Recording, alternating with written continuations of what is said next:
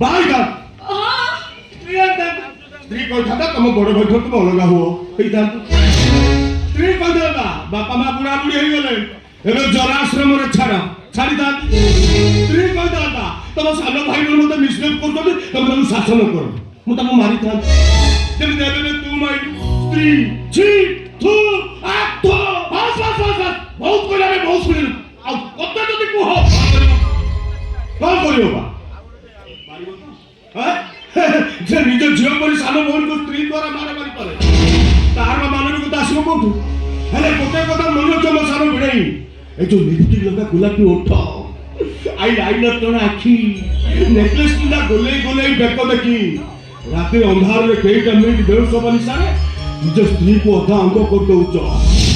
ସେଇ ନାରୀର ଇଚ୍ଛା ପ୍ରଶାନ୍ତ ମହାସାଗର ଯାହା କେବେ ପୂରଣ ହୁଏନି।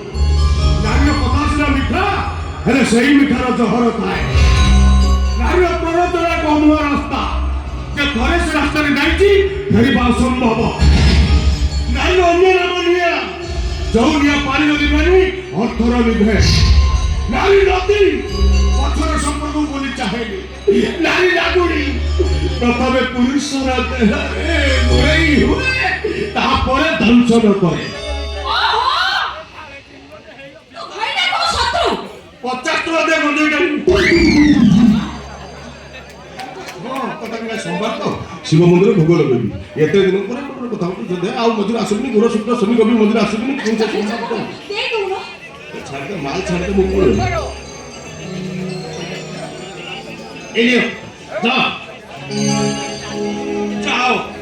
ଯାଅ କଣ କହୁଛ ବା କୁହ ଆସନ୍ତୁ ଆପଣ ଏଥର ଆସନ୍ତୁ ନ କୁହ ମୁଁ ଯିବିନି ଚାନ୍ସ ନାହିଁ।